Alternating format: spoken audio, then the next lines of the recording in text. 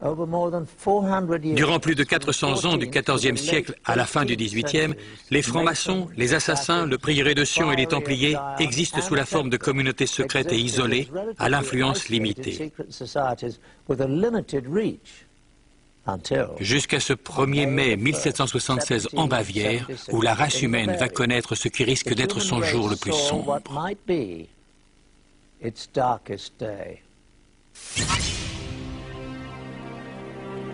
Adam Weishaupt, un professeur de droit canonique élevé chez les jésuites et très versé dans l'occulte, forme une nouvelle organisation secrète qui va unifier toutes les communautés clandestines dans un but invraisemblable, prendre le contrôle absolu du monde et de ses ressources afin de parvenir à une domination totale des peuples. Un nouvel ordre mondial selon l'euphémisme de Weishaupt. Sa confrérie diabolique constitue une synthèse des fondements évoqués par les communautés secrètes qui ont déjà existé. Il associe habilement les rituels ésotériques des francs-maçons, le mysticisme islamique des assassins, l'art de tuer et l'usage du hashish, les membres influents du prieuré de Sion et la fortune, le pouvoir, la science militaire et la vendetta des Templiers, et dirige le tout contre l'Église catholique. Il y ajoute ses propres connaissances occultes. Pour fonder sa communauté, il ne choisit pas le 1er mai par hasard. C'est une date importante dans le calendrier satanique. Le groupe est baptisé Illuminati, soit inspiration intellectuelle pour la version officielle. Mais en privé, Weishaupt déclare lui-même que le terme est dérivé de Lucifer et signifie « porteur de la lumière ». Le sceau officiel est une pyramide mystique tronquée, coiffée d'un œil dont les rayons lumineux se propagent dans toutes les directions. L'œil symbolise la connaissance de la confrérie d'illuminés qui règne au-dessus du monde. À l'attention de ses disciples, le fondateur énumère les 5 grands moyens secrets qui vont permettre d'accomplir son but obscur, la domination totale du monde. 1. La corruption par l'argent et par le sexe sera utilisée pour contrôler les hauts fonctionnaires occupant déjà des postes importants dans l'ensemble des gouvernements et des domaines de réussite. 2. Les Illuminati qui sont dans le corps enseignant des collèges et des universités devront instruire les meilleurs élèves pour les besoins de la cause. 3. Les personnes influentes et les élèves spécialement entraînés sous le contrôle de la confrérie seront placés dans les coulisses des gouvernements, des institutions religieuses et financières et utilisés comme agents.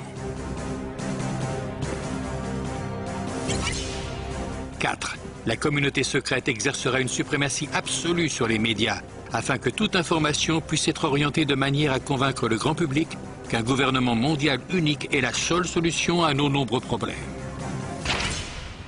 5. La phase finale de l'opération utilisera toutes les forces en place afin de lancer des coups d'État militaires destinés à renverser tout gouvernement hostile et à mettre le monde sous le joug d'un gouvernement global contrôlé par les Illuminati.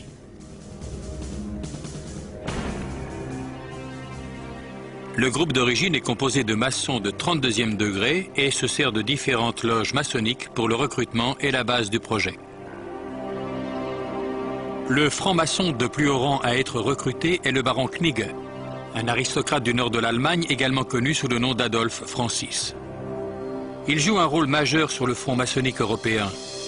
Les Illuminati sont extrêmement secrets, dissimulant leurs groupes et leurs identités derrière des pseudonymes classiques. Ainsi, Weishaupt est Spartacus et Knigge Philo. Le quartier général s'appelle Éleusis, l'Autriche est désignée comme l'Égypte. Même les dates sont cryptographiées. Sous la conduite de Knigge, les rangs des Illuminati atteignent plus de 3000 hommes.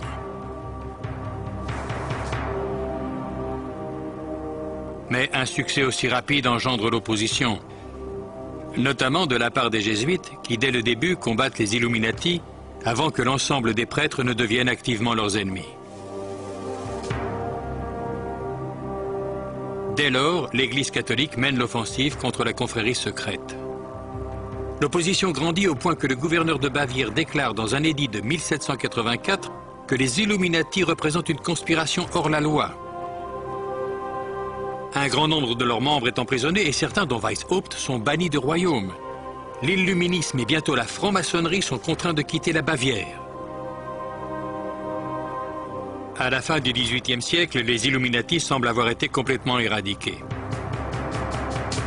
Mais la disparition de la confrérie secrète, tout comme celles qui l'ont précédée, n'est qu'une apparence.